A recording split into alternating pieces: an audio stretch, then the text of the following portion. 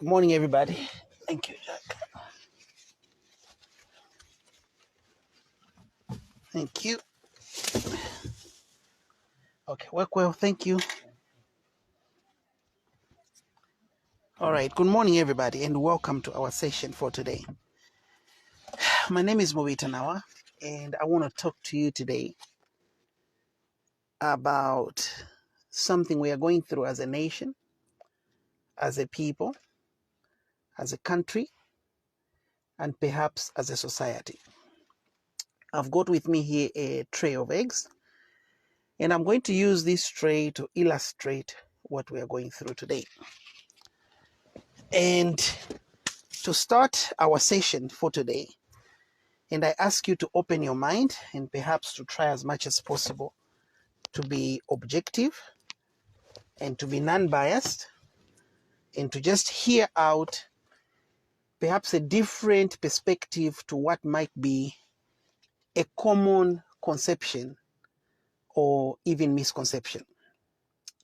Let me start by sharing a statistic to begin with.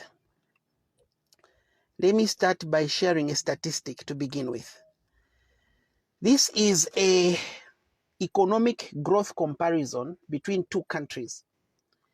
Chile is a country in South America. Zambia is a country in Southern Africa. Chile is number one, number two largest copper producer in the world. Zambia is number one, number two largest copper producer in Africa.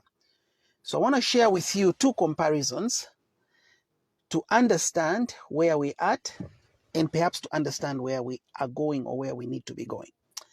May I give you a disclaimer that I speak to you today in part in my capacity as a green NRC carrying citizen. That is number one. Of course, I cannot ignore my political position within the office of the president in the UPND. But I speak to you conscientiously and fundamentally from the precept and precinct of my nationality and my citizenship. The arguments that I'm going to provide you today, this morning, are therefore based on the four colors of our flag. The black, the symbolic nature of my skin. The red, the blood that was shed when the freedom fighters rescued this nation from the jaws of colonial masters. The orange, the mineral wealth of our country. And then the green, the agriculture and the vegetation and the climate change that we are facing. So here is a comparison. Zambia sits on 752,000 kilometers squared, 752,614. Chile sits on 755,839. So technically, if Chile was a one-bedroomed house, Zambia is also a one-bedroomed house, but Chile might have a small pantry. But they are both one-bedroom houses. Number two, the population of Zambia in 2016 was 16.4 million. The population of Chile was 17.6 million. Okay. The GDP, gross domestic product, that is the national basket of, imagine all the salaries of Chile and all the salaries of Zambia combined. Now comparing those, Zambia was at $27 billion in 2011. Chile was at $258 billion. Copper production in 1970, tonnage. Listen to this, 1970 tonnage. Zambia was doing 684,000 metric tons. Chile was doing 686 metric tons. So you can look at Zambia and Chile as two Siamese twins, one who went to a private school and the other one didn't even go to Olofea. Copper production in 2012, tons. This is from 1970 to 2012. Zambia was at 675,000 metric tons. Chile went to 5,370,000 metric tons. Again, in 1970, the copper production was just about the same, except for 2,000 metric tons difference, plus or minus. But in 1970, those of you that are mathematicians, you can do, that's 40 years later, 42 years later, Zambia's copper production went down by about 10%. 2012. Chile's copper production rose by about 1,000%. Okay? Poverty, percentage of population below the poverty datum line, Zambia had 61% of its economy in living below poverty, Chile 15%. Extreme poverty, 42% of Zambians in extreme poverty, Chile 2.8%. Life expectancy at birth, Zambia 49 years, Chilean 79 years. Infant mortality per 1,000 live births, 53 young Zambian babies would die at birth out of 1,000. 8 babies of Chilean origin would die at birth or expected to die. Child malnutrition percentage of children under 5, 15, Chile 1. I share that statistic to lay an argument, a fundamental argument, that the removal of these subsidies is very painful.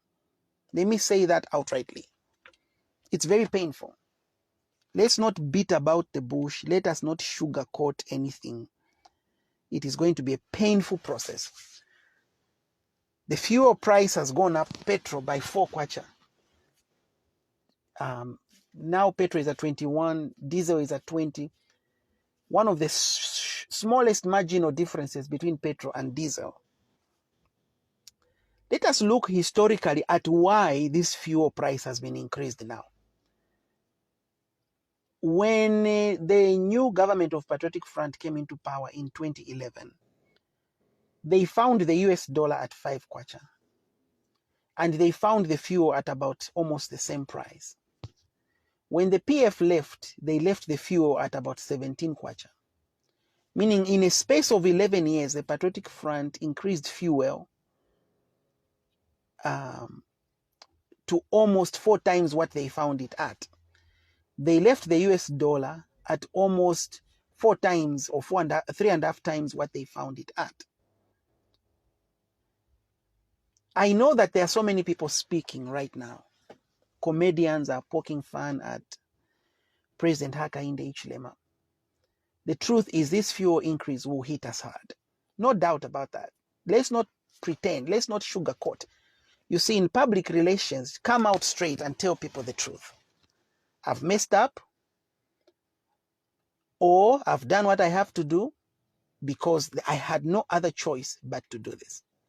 And so the removal of this fuel subsidy, by the way, it's very funny to hear people who were supposed to increase. This fuel price was supposed to happen somewhere around June, July. The last fuel price increase was around January, February. The next fuel price increase was supposed to happen around June, July. But in the wisdom of the previous government, they decided not to increase fuel. Why did they not increase fuel? Because they didn't want to lose an election. That's very important to say. Coming back to my tray of eggs. There are how many eggs in here? 1, 2, 3, 4, 5. 1, 2, 3, 4, 5, 6. 30 eggs in a tray. So what the PF government did is that they gave Zambians 30 eggs. They gave Zambians 30 eggs on a tray. Half of these eggs, 15 of them, 1, 2, 3, 4, 5, 1, 2, 3. 15 of these eggs, the PF did not mention to Zambians that they are not our eggs. Okay? They are not our eggs. These eggs belong to Eurobond, domestic debt, corruption with money stolen and hidden, middlemen in contracts of fuel, inefficiency, bureaucracy, bad policies on electricity selling tariffs between big corporations and residents of Zambia, political party regalia printing in China using government funds, meal allowances of students, retirees camping at Ministry of Justice for 6 months without eating, bad loans and debts for Eurobonds, including Zambia Railways loans, bad deals at different ministries, expired drugs, making prisoners to start vote, issuing NRCs to young minors, and so on and so forth. And so the longer the Patriotic Front stayed in government, the fewer eggs belonged to us. So Hakainde Hichilema comes, young, dynamic businessman, entrepreneur, intelligent man, passionate about this country. He comes and says, when we form government, we shall reduce fuel by so and so on. He promises that, genuinely promises that. Almost like a young man planning to marry this woman and says, no, when I marry you, we are buying a plot in New Kasama. I'm moving you from whatever compound you're in. I'm taking you into Mayadi. He promises, genuinely and sincerely promises, based on where he's sitting. He's seeing the eggs of Zambia and he says, this is how I'm going to divide the eggs of Zambia. He comes into power August 12th, thinking he has a full tray of eggs. When Director General Intelligence briefs him, Minister of Finance briefs him, Minister of Energy briefs him, Minister of Environment briefs him, Minister of Higher Education briefs him, Hakainde Hichilema then realizes, oh my word. I thought we had 30 eggs that belonged to Zambia. If you remember, we could not even get the debt amount of Zambia, the right amount of debt that Zambia owed. In 2011, when the Patriotic Front came to power, the debt of Zambia was $2 billion US, similar to the debt of Zambia when Kaunda left power in 1991, $2 billion. And the debt that the Patriotic Front left Zambia in, the tray of eggs that was supposed to have been 30, Hakainde Hichilema now comes and discovers there is actually no eggs. There are only debts. And this debt now, if I could just break it down for you further, and thank you for joining us and for following. Hakainde Hichilema then discovers that the Patriotic Front has been doing deals around fuel, including the Patriotic Front owes $500 million US, $508 million US to oil and marketing suppliers, the people who are in the chain of fuel. Don't forget, we don't have oil in Zambia, not yet. We may have oil. I personally think we have oil in Zambia. I think so. If Angola has oil, we should have oil. It's my thinking. It's my personal view.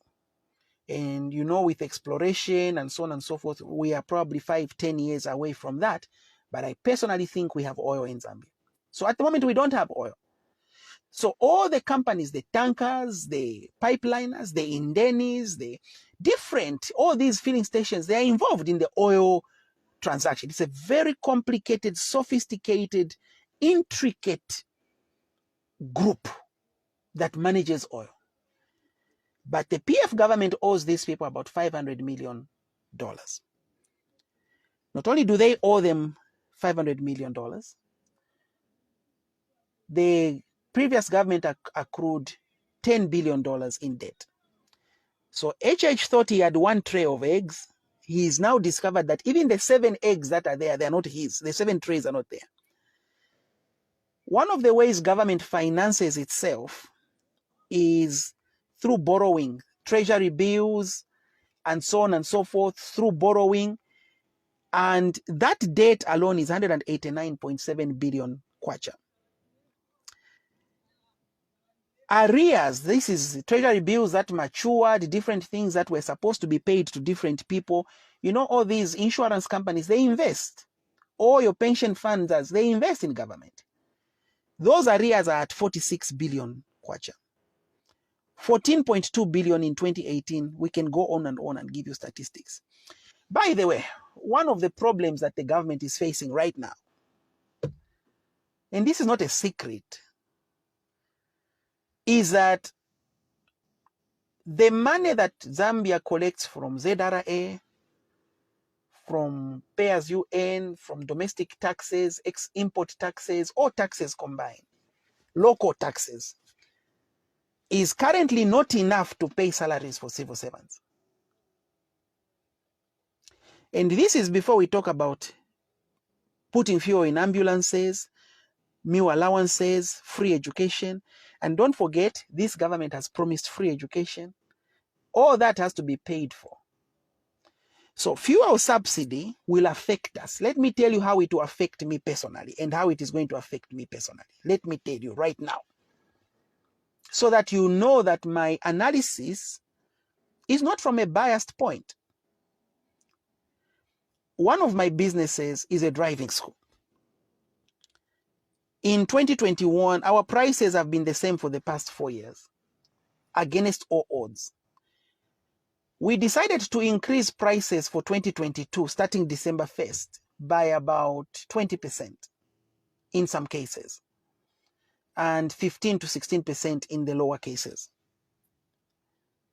The reason we increased prices is at that time the dollar was so high, ordering vehicles was becoming expensive, spare parts were becoming expensive, fuel itself was a big component. At the moment, my expenditure in that particular business is between 60 to 70% is just on fuel.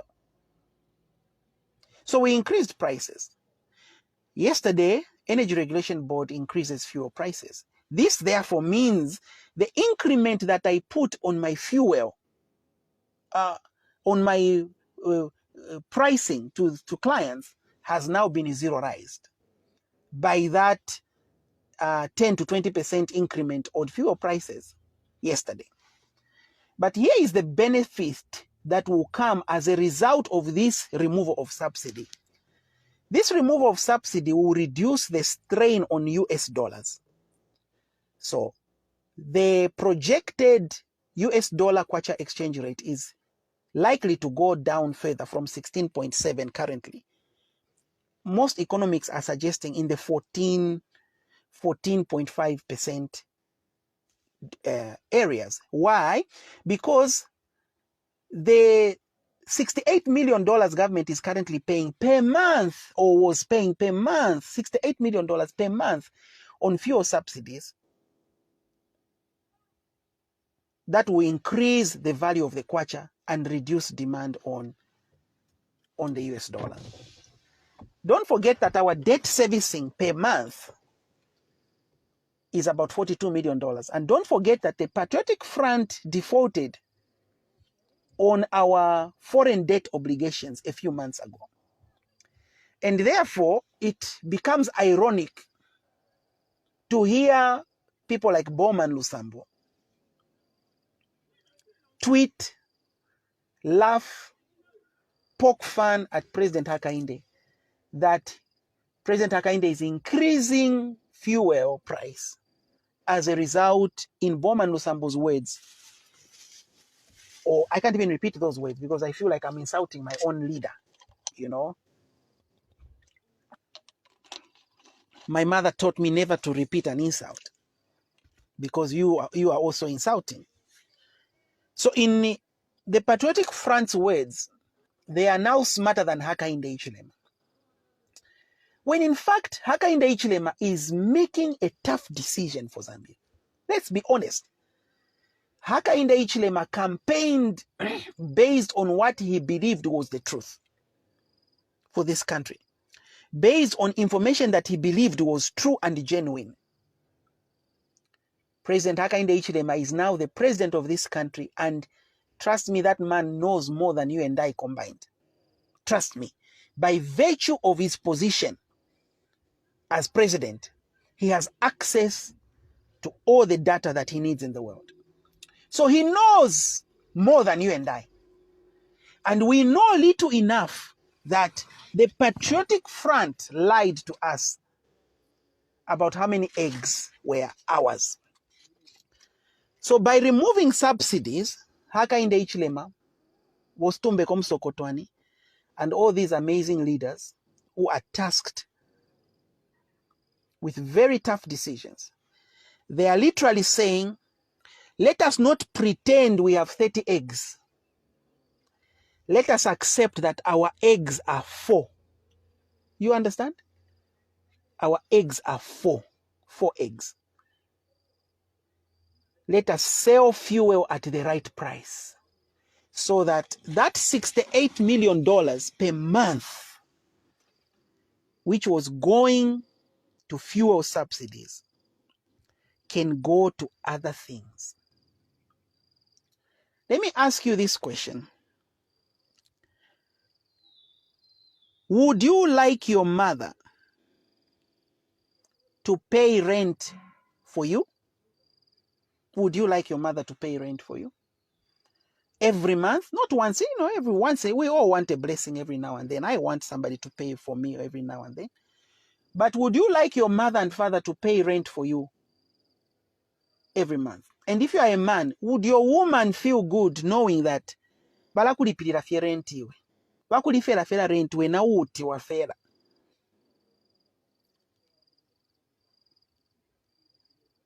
I don't think that is the right way to go. Zambia cannot afford to pay 809 million US dollars per year in fuel subsidies. It cannot afford. It cannot afford. This is the difference between Edgar Chagwa Lungu and Hakainde Hichilema. Edgar Chagwa Lungu would go on a podium and tell lies to Zambians or conceal the truth from Zambians. President Hakainde Hichilema is telling Zambians the truth. Zambia, you need to be where Chile is. You have the potential to be where Chile is.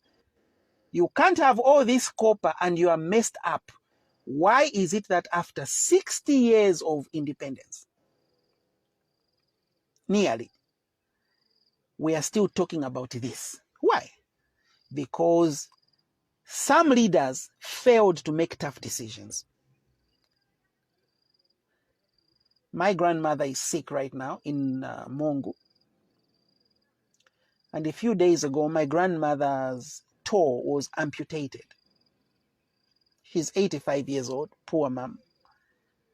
Having an amputation of a toe at 85 years, your immune system is tired, different reasons.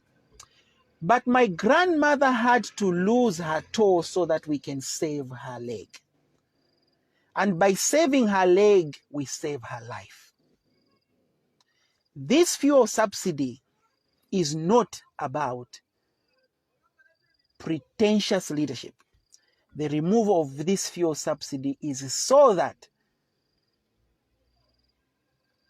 we can pay our civil servants, we can pay our retirees, we can hire the 30,000 teachers, we can do what we need to do.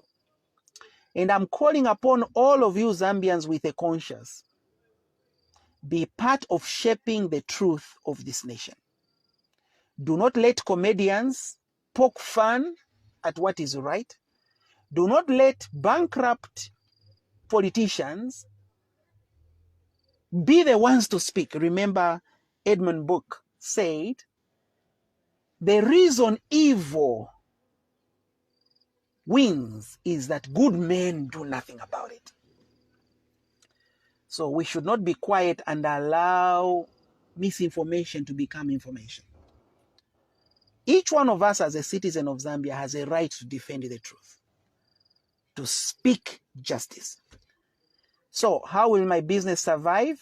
Just after increasing prices so that we can make a bit of profit, fuel has been increased. Here's how the business will survive. The dollar will come down.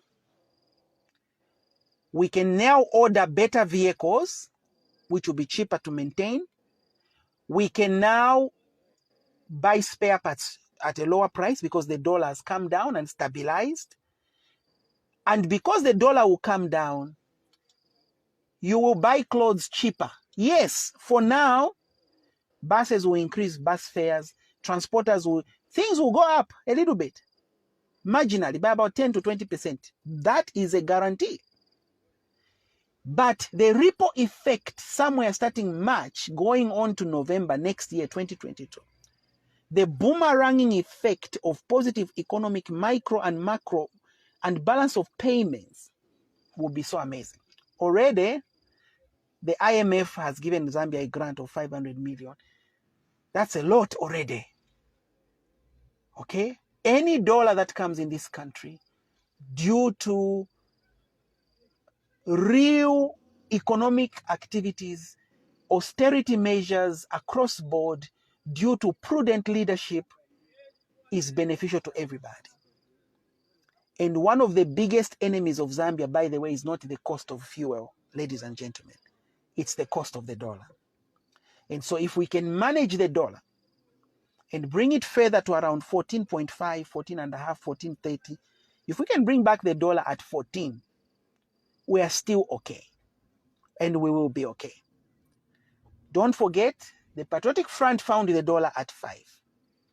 And they left it at 19. And even that 19, it's not them who brought it to 19. It's because of Hakainde Hichilema's goodwill in the financial markets that dropped the dollar from 23.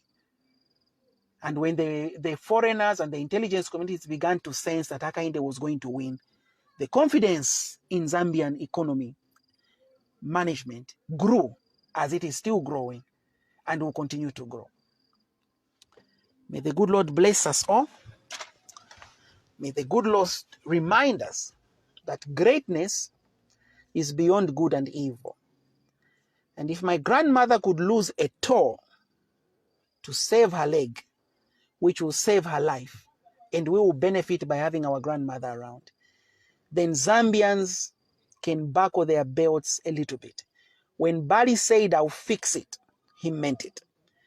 And if Bali has to cut one of our toes so that we can become athletes, we can go and rise to the levels of Chile and beyond, then that is what leadership is. Leadership of truth, leadership of candor, leadership of wisdom. I am your friend, your brother, the one and only, the Lozi boy, Mubita Christopher Nawa.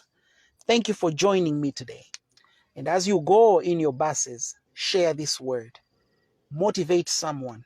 Remind them that even Nkungulume in the beginning suffers, but later on they progress. Even a marriage in the beginning has difficulties, but later on they progress.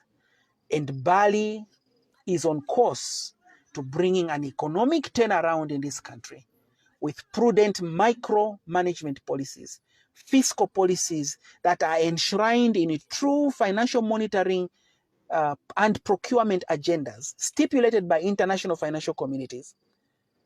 And I want to assure you that Bali will never borrow money to buy Jameson, but Bali will do what is right for you and I and for our children. And one day we will celebrate and say, we are the leader who took up the mantle of success and did what needed to be done. And this subsidy was a way that the Patriotic Front was stealing money from Zambians. It was a way that they were lying to Zambians that things were okay when they were not actually okay. When a car runs out of fuel, you don't sit there and speak in tongues. You look for a container, look for money, lock your car, and go and get fuel somewhere to move that car. And right now, our economy needs fuel. And Hakainde is carrying containers, 2 jerrycans, 1 5-liter, 1 20-liter, and is running across the street to go and look for fuel for Zambians. And when somebody gets out of a car and runs to get fuel, you support him. You don't worship him. You don't idolize him. You support him because that's the right action for this country. Have a beautiful day. Thank you for joining us. I'm out.